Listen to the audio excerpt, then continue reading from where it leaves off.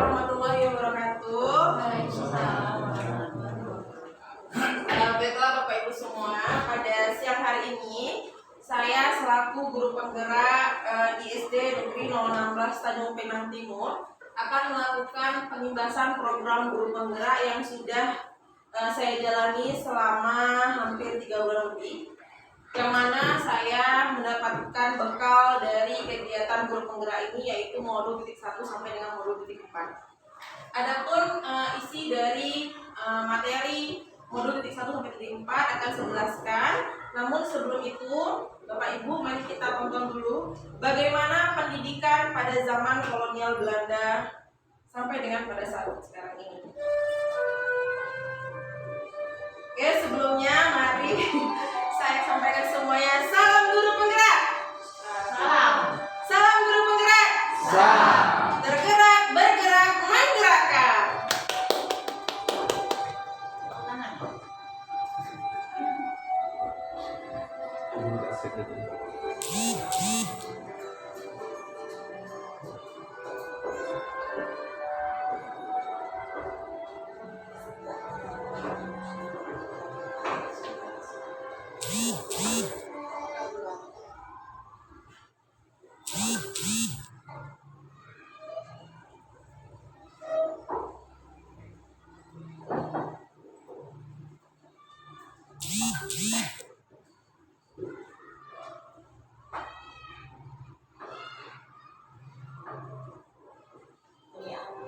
Saya terus menjadi pengantar bagi Anda untuk berefleksi kembali perjalanan pendidikan Indonesia dari zaman kolonial hingga saat ini.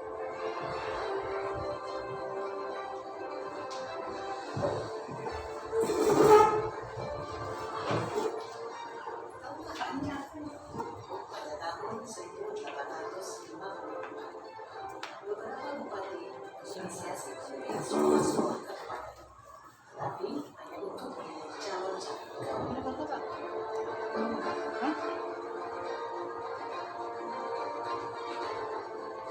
Kemudian tahun yang sama, lahirlah sekolah-sekolah guru putra yang hanya mempunyai 3 kelas. Artinya hanya diberikan belajar membaca, menulis, dan berhitung seperti dan hanya menjadi orang-orang membantu dalam mendukung usaha mereka.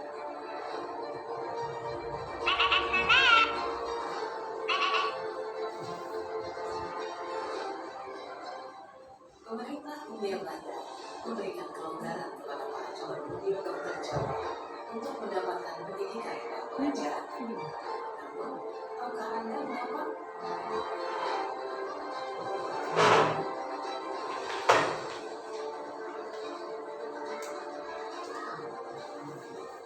Pada tahun 1920, lahirlah cita-cita baru yang menimpikan perubahan radikal dalam pendidikan dan pelajaran.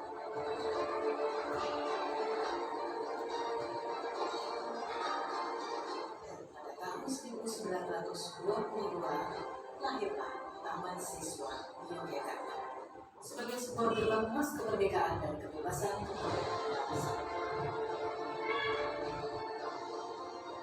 Taman Siswa ada sebagai jiwa rakyat untuk merdeka dan bebas.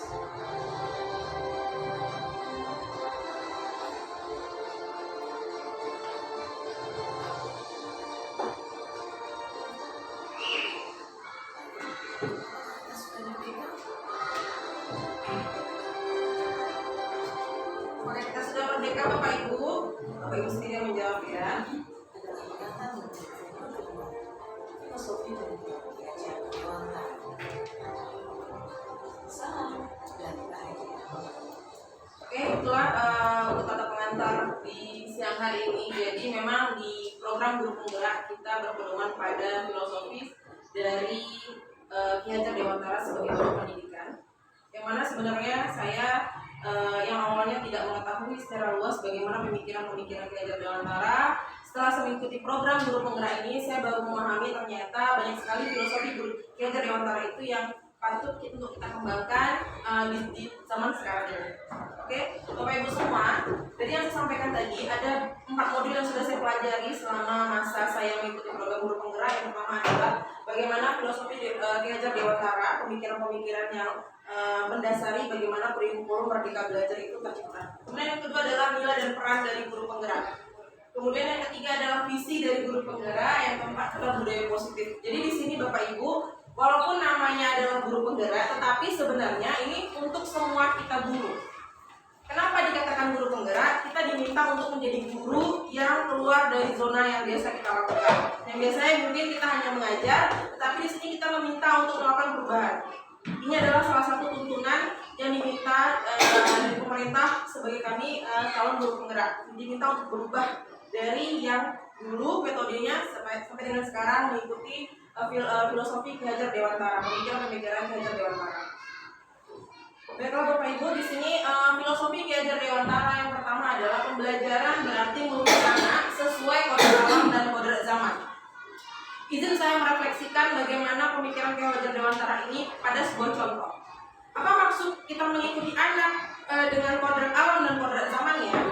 Pada kode alam, contohnya orang Indonesia apabila melihat orang Belanda, dia mengatakan orang Belanda itu pelit.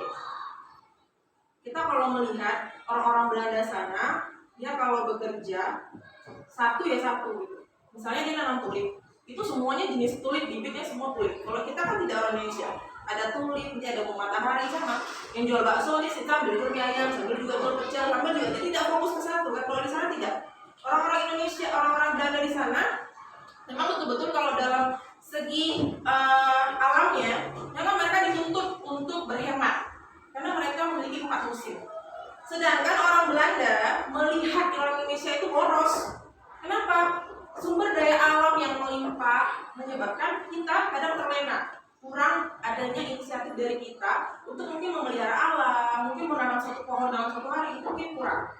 Nah, maka dari itu, budaya setempat, alam setempat mempengaruhi kebudayaan dari suatu negara atau suatu daerah. Nah, ini yang dititik beratkan pada Ki Hajar Dewantara, yang mana Ki Hajar Dewantara ini pernah belajar dulu di Belanda sampai diasingkan.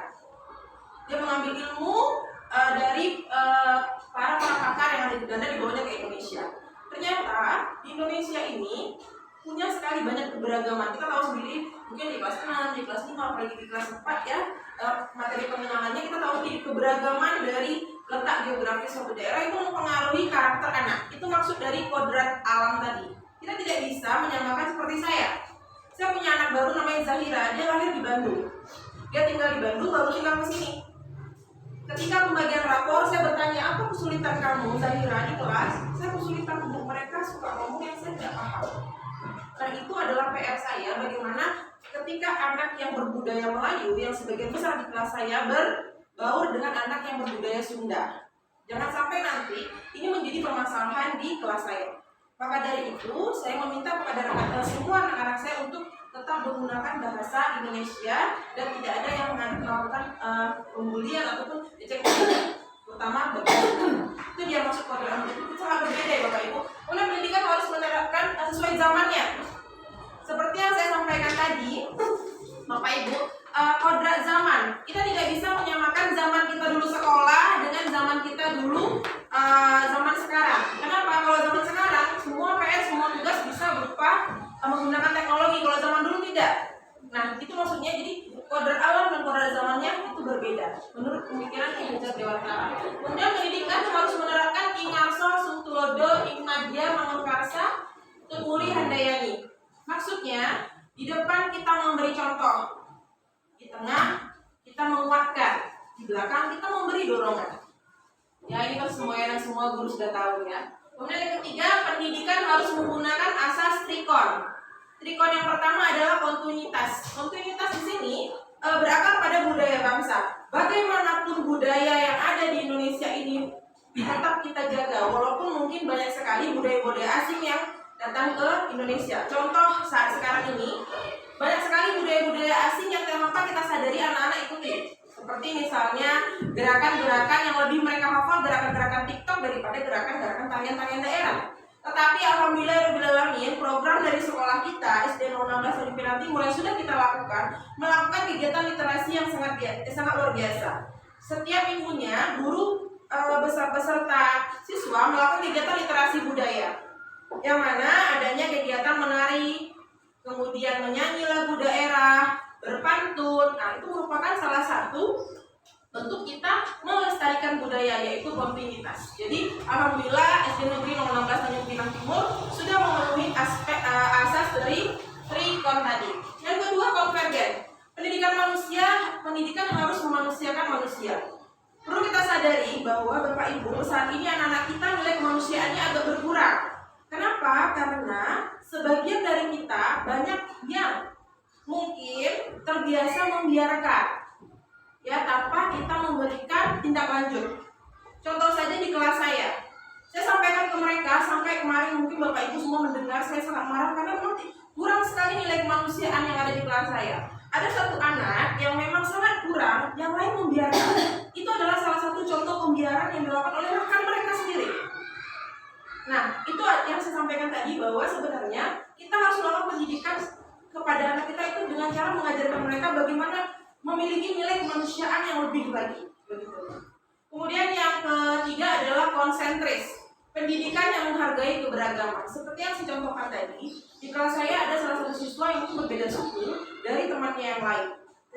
Tetapi mereka yang awalnya belum bisa terbiasa untuk melakukan penyesuaian, yang lambat laun setelah berbaur, si anak tadi itu sudah lama-lama sudah bisa menghargai keberagaman.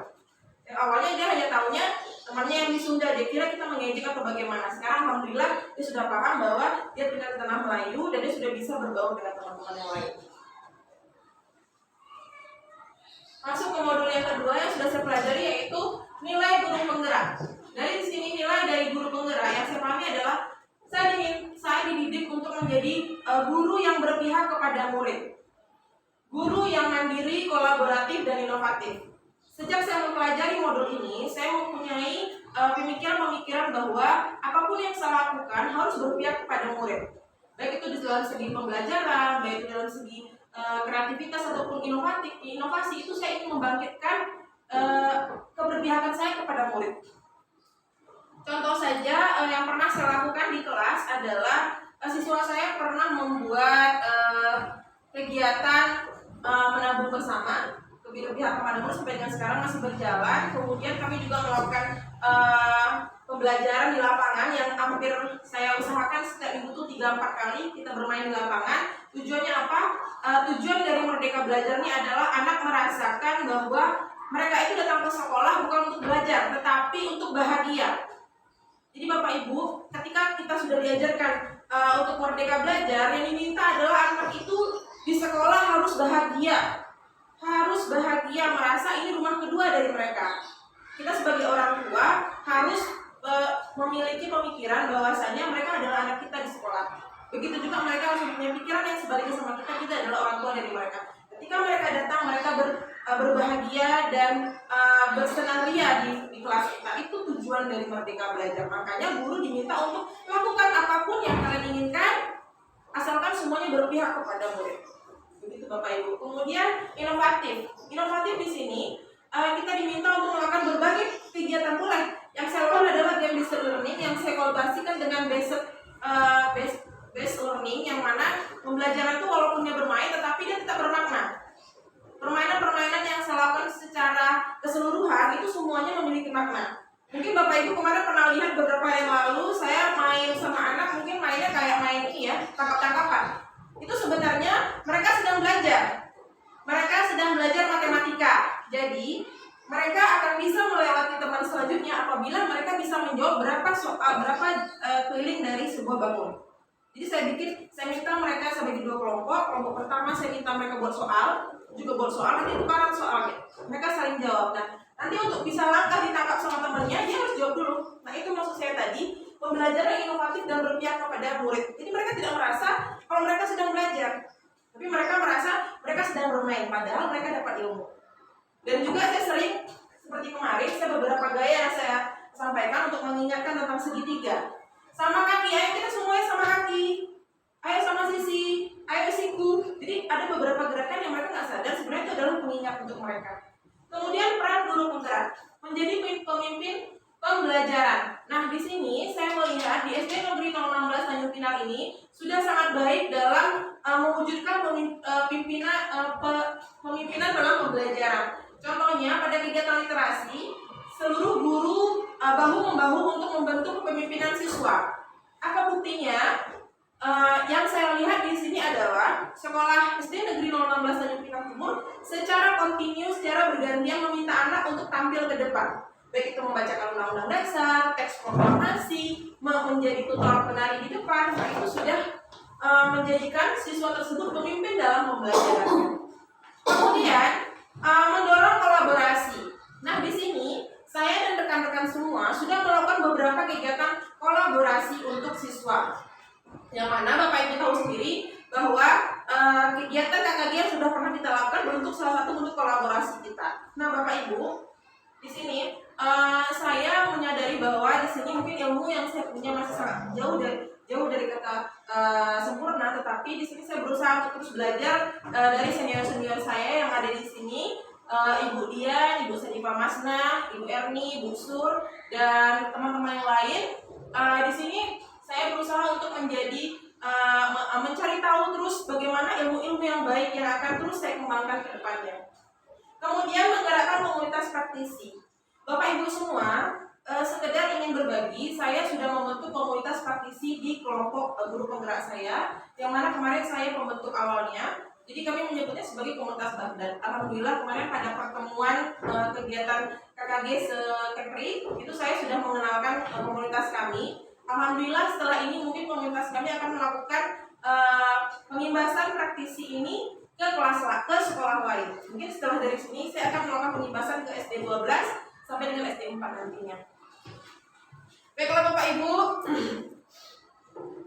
visi guru penggerak. Nah, visi guru penggerak ini Bapak Ibu semua adalah presentasi visual tentang bagaimana murid kita di masa depan.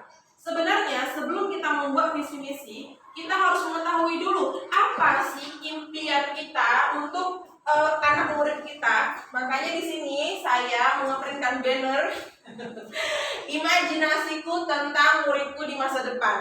Ya, namanya kita berangan-angan, namanya kita bermimpi, itu tidak ada salahnya kita punya mimpi yang setinggi-tingginya. Yang pertama, saya memimpikan murid saya beriman, bertakwa kepada Tuhan yang pasti. Dia berakhlak mulia, kan ya, berketuhanan. Yang kedua, dia punya sehat jasmani dan rohani, berakhlak mulia, mencapai cita-cita sesuai dengan bakat dan minatnya. Kemudian yang kelima, berguna bagi keluarga dan masyarakat. Ini impiannya. Tetapi di sini Bapak Ibu, saya merangkai lagi mimpi saya. Saya memimpikan murid-murid yang menghayati keberadaan Tuhan, selalu berupaya menaati perintah serta menjauhi larangannya, itu pasti. Saya juga memimpikan murid saya yang sehat jasmani dan rohani, mandiri, riang gembira, inovatif, dan kreatif. Saya percaya bahwa murid saya aset bangsa dengan karakteristik unik, sehingga harus dijaga, dikembangkan sesuai potensi dan kodrat zamannya. Jadi Bapak Ibu semua sudah tahu bagaimana permasalahan kelas 4C, dan ini sudah saya sampaikan ke PP dan fasil saya. Bagaimana hiruk pikuknya kelas saya, terutama masalah ejek-mengejek. Nah, Bapak Ibu tahu saya melakukan satu tindakan yang mana mungkin ini sudah biasa dilakukan, tetapi agak sedikit ada efek kemajuannya. Jadi kemarin memang saya minta mereka untuk berpelukan satu kelompok, yang cowok sama cowok, sama cewek sama cewek. Saya minta mereka untuk meminta maaf satu sama lain, ya, terutama kepada temannya yang sering sekali mereka kucilkan. Akhirnya dari situ mereka menangis-nangis. Akhirnya mereka tahu bahwa ternyata kita adalah keluarga. Nah, itu yang perlu saya tanamkan dari sekarang, bahwa mereka adalah keluarga di kelas itu. Lanjut, kemudian di sekolah saya mengutamakan. Jadi yang saya pahami, karena saya sudah lama, sudah 2 tahun mengajar di sini, yang saya pahami sekolah saya ini mengembangkan karakter dan potensi murid secara optimal. Di SD 016 Tanjung Pinang ini pengembangan karakter dan potensi sudah secara optimal dengan cara menciptakan lingkungan belajar yang berpusat kepada murid. Terbukti dengan kita mengadakan literasi membaca, yang mana yang sudah saya lihat adalah literasi membaca ini diadakan oleh tim dari perpustakaan kota, yang mana guru-guru semua ikut berpartisipasi dalam kegiatan membaca. Murid di sekolah sadar betul bahwa dirinya belajar dan dididik mendidik untuk membentuk pribadi yang berkompeten, berakhlak mulia, cerdas, memiliki keterampilan agar siap hidup secara mandiri. Kemudian saya dan guru lain di sekolah yakin untuk pengembangan karakter potensi murid secara optimal melalui Merdeka Belajar dengan cara kolaboratif, inovatif, dan berpihak kepada murid. Jadi Bapak Ibu, mungkin di sini Bapak Ibu sudah tahu bahwa saya Budian, Bu Sur, dan Pak Seni beserta Bu Erni berkolaborasi untuk menjalankan program kurikulum Merdeka di kelas 1 dan kelas 4, yang mana kami dipandu oleh Budian sebagai kurikulum untuk mengembangkan modul-modul pembelajaran. Kami melakukan kolaborasi. Saya dan guru lain di sekolah paham bahwa untuk mewujudkan Merdeka Belajar, guru harus tergerak, bergerak, dan menggerakkan. Yang saya lihat di sekolah ini adalah rekan-rekan majelis guru, rekan-rekan sejawat saya sudah mau ikut bergerak untuk melakukan perubahan di sekolah ini. Terbukti dengan selalu melakukan inovasi-inovasi pada setiap kegiatan. Inovasi-inovasi dalam kegiatan itu contohnya melakukan yang awalnya mungkin hanya menyanyi Melayu saja, tetapi kemudian dikembangkan menjadi menari Melayu. Dan kemudian mungkin sebelumnya melakukan berbagai kegiatan-kegiatan yang belum pernah dilakukan sekarang sudah mulai dilakukan. Oke Bapak Ibu, kita lanjutkan. Seorang guru penggerak haruslah mampu memahami nilai dan peran guru penggerak untuk mewujudkan visi yang disusunnya berdasarkan filosofi pemikiran Ki Hajar Dewantara, yaitu berpihak kepada murid. Sejauh ini saya sudah lakukan semaksimal mungkin untuk melakukan kegiatan yang berpihak pada murid. Nah Bapak Ibu semua, dalam menyusun visi sekolah kita harus mengikuti inquiry kolaboratif, ya, yang mana pendekatan berbasis kekuatan ini terdapat dengan tahapan yang namanya bagja. Nah Bapak Ibu, di sini saya akan perkenalkan visi saya. Visi saya adalah menjadi guru yang mampu menuntun siswa agar memiliki karakter profil pelajar Pancasila yang berbudaya. Jadi visi ini saya sebelumnya tidak pernah melihat visi. Saya sebelumnya sudah melihat visi sekolah kita, dan visi sekolah kita sudah memenuhi dari kriteria program yang diinginkan, yaitu sudah memasukkan karakter profil Pancasila. Nah, saya tambahkan berbudaya karena kita tinggal di daerah Melayu, lebih kita tekankan pada budaya Melayunya. Sebenarnya budaya Melayu, tapi karena ini sudah saya canangkan, jadi tidak bisa dirubah lagi. Nah, Bapak Ibu semua, ini adalah salah satu visi saya. Kemudian kita masuk ke bab 4, budaya positif. Berdasarkan penerapan bagja tersebut akan muncul, dan Bapak Ibu sebelumnya sampaikan, dalam membuat visi kita harus mengikuti tahapan bagja. B. Buat pertanyaan. Kemudian A. Atur rencana, ambil pelajaran. Kemudian G. Gali mimpi. J-nya itu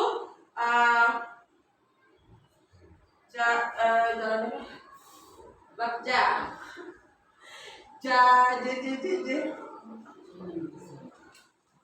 Lakukan eksekusi. A-nya atur eksekusi. Bagja. Oh nih, jabarkan rencana. Nah ini yang terpenting Bapak Ibu dalam menyusun tahapan inquiry apresiasi. Buat pertanyaan dulu, apa sih yang kita pengen dari siswa kita? Apa sih yang mimpi-mimpi kita? Itu pertanyaan pertama. Yang kedua, ambil pelajaran. Kita harus membuat visi misi ini mengambil pelajaran dari yang telah lalu. Bagaimana yang telah lalu, keberhasilan mereka peroleh, atau mungkin kegagalan dalam menyusun visi misi yang pernah mungkin mereka lakukan, pernah perubahannya. Kemudian kita punya mimpi, kita padukan dengan mimpi-mimpi kita di masa depan itu seperti apa. Baru kita jabarkan rencana kita seperti apa, dan baru kita atur eksekusinya. Kemudian, baiklah Bapak Ibu, ini untuk modul 1.4-nya, materi yang terakhir yaitu budaya positif. Di sini Bapak Ibu semua sudah saya bagikan lembarannya. Nah, Bapak Ibu semua, yang perlu kita pahami di sini adalah untuk teori motivasi, hukum penghargaan, dan restitusi.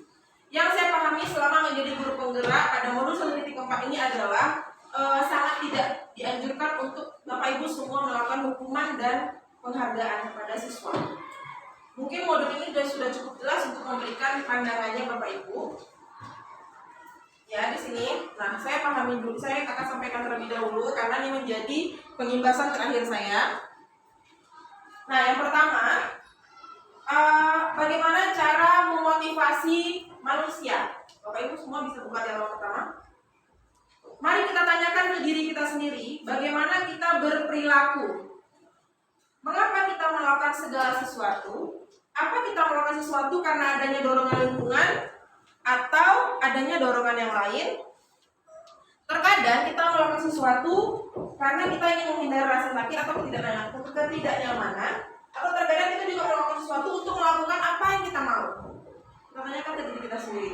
Kemudian, Ian Dawson dalam bukunya Restoring School Discipline menyatakan ada 3 motivasi manusia. Yang pertama, untuk menghindari ketidaknyamanan atau hukuman. Ya, di sini Bapak Ibu, biasanya orang yang motivasi perilakunya untuk menghindari hukuman atau ketidaknyamanan akan bertanya, apa yang terjadi? Yang pertama ya, tipe manusia yang pertama, dia akan bertanya, apa yang terjadi jika saya tidak melakukannya? Sebenarnya mereka sedang menghindari permasalahan yang mungkin muncul dan berpengaruh pada mereka secara fisik, psikologis, maupun tidak terpenuhi dari kebutuhan mereka. Yang kedua, tipe manusia yang kedua adalah orang yang dengan motivasi ini akan bertanya, apa yang akan saya dapatkan apabila saya melakukan ini? Yang pertama, apa yang saya dapatkan jika saya tidak melakukan? Yang kedua, apa yang saya dapatkan jika saya melakukannya? Tipe yang ketiga ini adalah yang terbaik. Orang dengan motivasi ini akan bertanya, akan menjadi orang seperti apa apabila saya melakukannya? Jadi dia akan bertanya kepada dirinya sendiri, jika dia menjalankan ini, dia akan menjadi orang yang seperti apa? Bukan apa yang dia dapatkan atau bukan apa yang akan dia lakukan, gitu ya. Mereka melakukan sesuatu karena nilai-nilai yang mereka yakini dan hargai, dan mereka melakukan karena mereka ingin menjadi orang yang melakukan nilai yang mereka yakini. Jadi begini Bapak Ibu, kenapa hukuman dan penghargaan itu sangat tidak dianjurkan? Karena di situ ditanamkan kepada siswa, apabila kita melakukan hal ini, kita akan mendapatkan hukuman ini. Apabila kita melakukan ini, kita akan mendapatkan hadiah ini. Jadi tidak ada terbesit dalam hati nurani siswa kita itu dari dirinya untuk melakukan sesuatu yang memang murni dari dirinya. Jadi mulai hari ini Bapak Ibu diharapkan tidak ada lagi yang namanya melakukan hukuman ataupun memberikan penghargaan berupa hadiah ataupun apapun.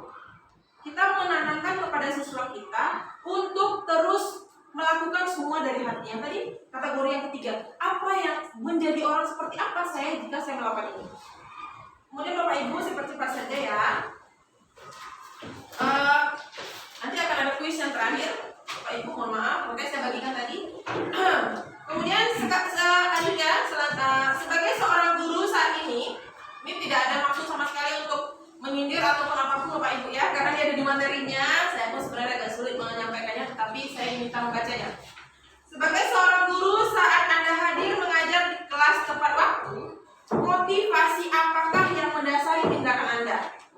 Apakah Anda datang tepat waktu karena tidak ingin ditegur oleh atasan Anda dan kemudian mendapatkan surat peringatan untuk menghindari ketidaknyamanan? Atau Anda ingin mendapatkan pujian dari atasan Anda dan mendapatkan penghargaan sebagai guru berprestasi, mendapatkan imbalan?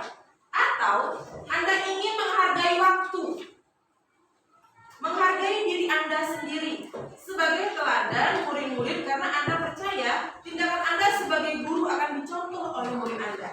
Nah, yang saya pahami, yang saya lihat dari sekolah ini adalah sebagian rekan-rekan saya sudah menunjukkan karakter yang ketiga. Rekan-rekan di sekolah ini hampir keseluruhannya sudah menyadari bahwa guru-guru di SD 016 Tanjung Pinang sudah menjadi contoh bagi murid-muridnya semua, sehingga mereka datang tepat waktu ke dalam kelas. Kemudian yang selanjutnya, bila di sekolah Anda tidak ada peraturan yang mengharuskan guru datang tepat waktu dan tidak ada surat teguran bagi guru yang datang terlambat dan tidak ada atasan yang memuji, apakah Anda akan tetap datang tepat waktu mengajar murid Anda? Yang pasti iya. Ya, semuanya iya kan Bapak Ibu? Ya, saya yakin dan percaya itu. Menurut Anda, dari ketiga jenis motivasi tadi, motivasi manakah yang saat ini paling banyak mendasari perilaku murid yang ada di sekolah kita? Nah, saya percaya dan yakin bahwa dengan Bapak Ibu semua datang tepat waktu atas karena menghargai waktu dan memang keinginan sendiri, itu pasti sebagian murid-murid kita pasti akan mencontoh, ya Bapak Ibu. Oke, kita lanjutkan. Oke Bapak Ibu, kita lanjut ke restitusi. Restitusi adalah proses menciptakan kondisi bagi murid untuk memperbaiki kesalahan mereka. Nah Bapak Ibu semua, tolong pahami tabel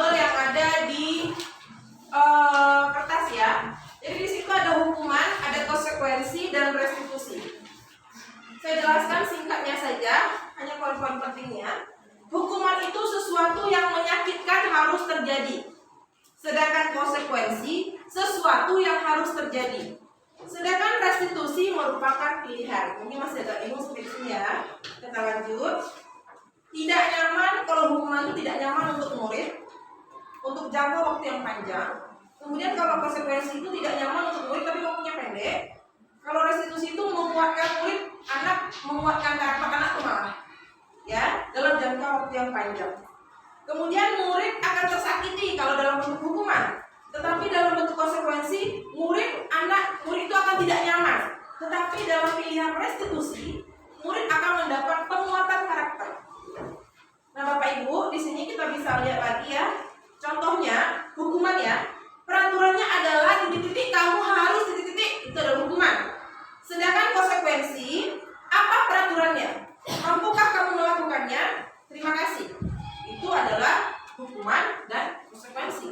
Sedangkan yang satu lagi, restitusi. Kita bertanya kepada anak, apakah kamu yakin? Apakah kamu bisa memperbaiki kesalahan kamu? Jadi tidak kita tekankan dia untuk mampu melakukan, tapi kita tanya dulu, dia yakin nggak bisa melakukan perubahan untuk memperbaiki kesalahannya? Nah, mungkin sebagian kita agak kesulitan karena apa? Mungkin sudah beberapa kali terulang, tetapi itulah kewajiban kita sebagai guru, terus mengulang hal-hal yang baik. Kemudian kita coba lagi halaman belakangnya. Nah, hukuman itu dibuat oleh guru, sedangkan konsekuensi dibuat oleh guru dan murid. Kemudian restitusi itu murni dibuat oleh murid. Nanti saya akan contohkan realnya Bapak Ibu ya. Saya bacakan agak banyak di bawah untuk penguatannya. Berdasarkan tabel di atas ya Bapak Ibu, maka kita bisa menyimpulkan bahwa hukuman bersifat tidak terencana atau tiba-tiba. Hukuman itu tidak terencana, itu sifatnya tiba-tiba. Anak atau murid tidak tahu apa yang akan terjadi dan tidak dilibatkan. Hukuman bersifat satu arah, dari pihak guru memberikan dan murid hanya menerima. Suatu hukuman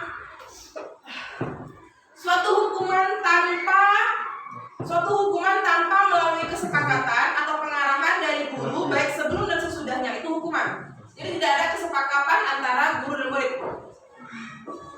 Kemudian hukuman diberikan berupa bentuk fisik maupun psikis. Murid akan tersakiti. Sementara konsekuensi, disiplin dalam bentuk konsekuensi sudah terencana, sudah disepakati, dan sudah dibahas serta sudah disetujui oleh murid. Ya Bapak Ibu ya, kalau konsekuensi itu sudah ada kesepakatan antara murid dengan guru. Umumnya bentuk konsekuensi itu dibuat oleh pihak guru atau pihak sekolah, kemudian murid mengetahui sebelumnya. Misalnya peraturan tertulis itu semuanya konsekuensi. Kemudian konsekuensi ini diberikan berdasarkan suatu data umum yang dapat diukur. Nah Bapak Ibu, kalau restitusi Bapak Ibu semuanya kembali ke anak. Nah saya akan contohkan, saya sudah mengimplementasikannya di kelas saya. Kemarin karena terjadi keributan demi keributan di kelas saya, maka saya membuat satu rencana restitusi. Saya meminta anak saya untuk menuliskan di papan tulis dengan kertas warna, apa sih yang kalian tidak suka dari seorang teman? Apa yang ingin kalian dapatkan dari seorang teman? Setiap siswa menuliskan apa pendapat mereka. Akhirnya tertuanglah satu masalah besar di kelas saya. Kenapa itu terus berulang dan berulang? Ternyata di kelas saya betul-betul tidak ingin antara mereka tuh saling ejek. Semua menuliskan saya tidak suka diejek Bu, saya tidak suka dipukul, saya tidak suka dibully Bu. Cuma 3 itu yang rata-rata isinya. Berarti mereka secara sadar sudah mengetahui bahwa itu yang tidak mereka suka. Nah, saya mengembalikan masalah ini ke mereka. Jadi yang masalah di kelas ini berarti antara kalian itu tidak suka saling ejek. Nah, apa yang saya lakukan? Mereka membuat kesepakatan antara mereka. Yang kembali lagi, saya bangun penguatan dari mereka bahwa kita ini adalah keluarga. Saya contohkan lagi bahwa kita ini adalah keluarga, yang mana satu keluarga itu tidak boleh saling menyakiti. Nah, setelah tahapan itu selesai, saya masuk kepada pembentukan keyakinan kelas. Nah, Bapak Ibu semua, diharapkan semuanya nanti jika bisa, di tahun ajaran baru Bapak Ibu semua membuat peraturan atau keyakinan kelas. yang mana keyakinan kelas ini akan dibuat oleh guru dan siswa ataupun siswa sendiri. Jadi Bapak Ibu semua bisa minta ke anak-anak muridnya, pengen bagaimana sih kelas ini? Kelas ini pengennya bagaimana? Nah, begitu. Nah, jadi bisa dibuat apa saja dalam bentuk tulisan warna. Ditulis di kelas saya pengen dia belajarnya, saya di kelas pengennya begini-begini. Jadi anak-anak diminta menulis apa yang mereka inginkan di kelas. Jadi mereka membuat peraturan untuk mereka sendiri. Nah, setelah mereka membuat peraturan, mereka juga akan membuat konsekuensi dari apa yang mereka lakukan. Nah, Bapak Ibu, yang perlu kita pahami, tidak ada lagi yang namanya hukuman, oh anak disuruh begini-begini, tidak ada. Kita meminta untuk mereka melakukan konsekuensi dari apa yang mereka lakukan itu dalam sifatnya membangun. Ya, seperti yang ini adalah konsekuensi dari anak saya tulis sendiri ya, bukan saya yang buat. Mereka meminta apabila ada yang melanggar peraturan ini, menyanyikan lagu Indonesia atau menyanyi lagu daerah, membuat poster itu dari mereka semua. Ini yang sudah saya implementasikan di kelas saya. Oke Bapak Ibu semua, sekarang sambil mendengar puisi Bung Karno, silakan dijawab. Pesan terakhir.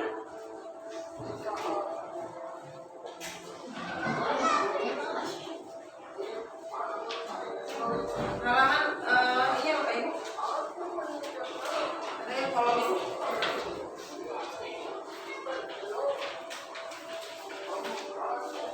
Ini kolom yang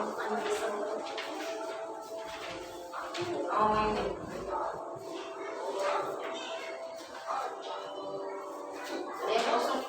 Oh ini hukuman dan konsekuensi. Ini ya Bapak Ibu silakan diisi aja.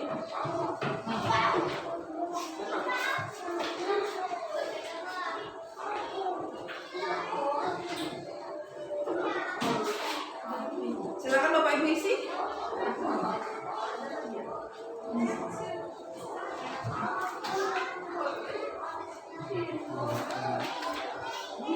Ya, bisa dipilih tuh hukuman atau konsekuensi. Sesi terakhir kita kegiatan penimbasan.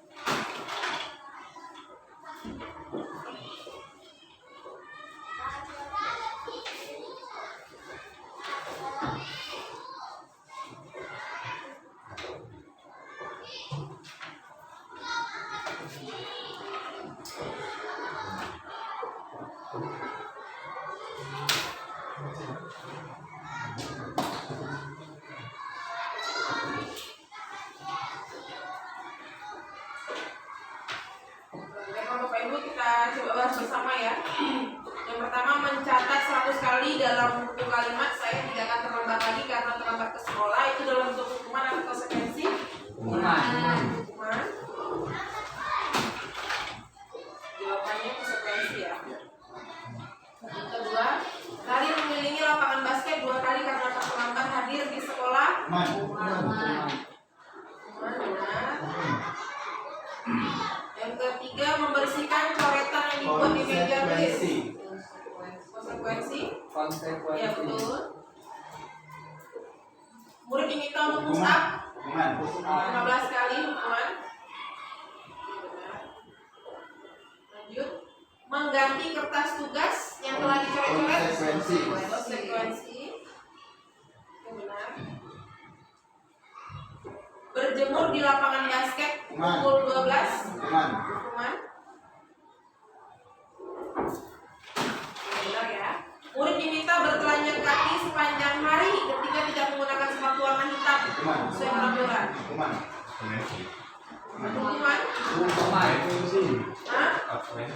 Konsekuensi. Jadi nanti kita lebih tekankan Pak ya, hukuman itu lebih ke fisiknya yang ditekan. Berdiri di depan kelas sambil mengangkat kaki satu karena tidak bisa menjawab. Hukuman. Betul ya. Membersihkan tumpahan air di meja tulis. Konsekuensi. Betul ya. Kemudian kehilangan 10 menit jam istirahat untuk mengerjakan tugas. Konsekuensi. Kemudian duduk di bangku di pinggir lapangan jam istirahat tidak diizinkan bermain. Konsekuensi kita coba.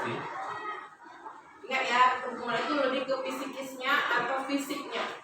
Terlambat hadir pembelajaran dari 15 menit diminta untuk tinggal 15 menit sesudah kelas usai. Konsekuensi. Lari mengelilingi lapangan basket. Nah, ini pasti banyak nih. Bagaimana? Hukuman. Ingat ya Bapak Ibu, lari mengelilingi lapangan basket 2 kali karena terlambat 10 menit untuk pelajaran PJOK. Konsekuensi, karena memang PJOK kan itu. Membersihkan WC sekolah karena mematahkan pensil kawannya. Hukuman.